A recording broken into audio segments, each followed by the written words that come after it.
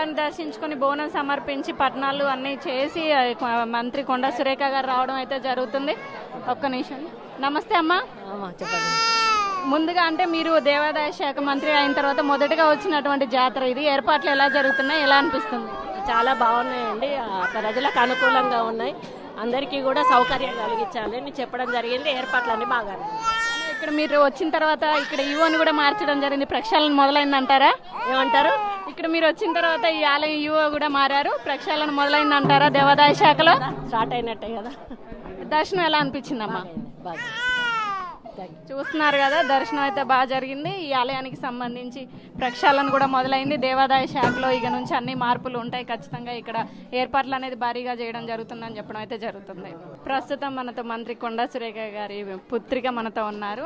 దర్శనం కుటుంబ సమేతంగా అయితే దర్శనం చేసుకోవడం జరిగింది. మొదటిగా వాళ్ళ అమ్మగారు మంత్రి పదవి చేపట్టిన తర్వాత మొదటిసారిగా ఆలయంలో ఇక్కడ దర్శనానికి అయితే రావడం జరిగింది.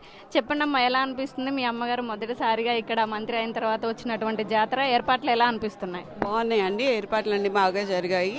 ప్రజలకు ఎటువంటి ఇబ్బంది లేకుండా చేశామని అమ్మ చెప్పడం జరిగింది. అది కళ్ళారా చూడడం జరుగుతుంది. ఎట్లా అనిపించింది ఇక్కడ ఈ రోజు దర్శనం కానివ్వండి, ఈ కళ్యాణం, ఈ ఆలయంలో ఒక ప్రత్యేకతలు కానీ? అంటే మేము ప్రతి సంవత్సరం వేస్తామండి. మా బాపమ్మ ఉన్నప్పటి నుంచి కొన్ని ఇయర్స్ నుంచి వేస్తున్నాము, ఒక 30-40 ఏళ్ళ నుంచి వేస్తున్నాము.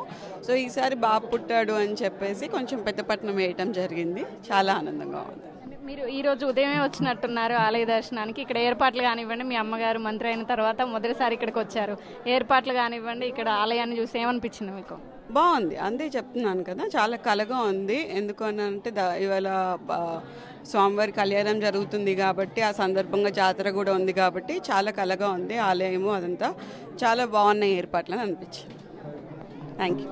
వింటున్నారు కదా, ఏర్పాట్లు అయితే కూడా అన్నీ బాగున్నాయి ఖచ్చితంగా. ఇక్కడ ఆలయానికి మేము గత 40 ఏళ్ళుగా వస్తుంటాము. మా బాబు పుట్టిన తర్వాత ఇక్కడ జరిగినటువంటి మొక్కులు చెల్లించుకోవడానికి కుటుంబ సమేతంగా రావడం అయితే జరిగిందని చెప్తున్నారు. ఇలాంటి మరిన్ని వార్తలు మీ ముందు తీసుకొస్తుంది RTV ఓటు స్టూడియో. మరిన్ని వీడియోస్ కోసం ఛానల్ ని సబ్స్క్రైబ్ చేయండి, లేటెస్ట్ అప్డేట్స్ కోసం వాట్సాప్ ఛానల్ ని ఫాలో చేయండి, అండ్ లింక్ డిస్క్రిప్షన్ లో ఉంది.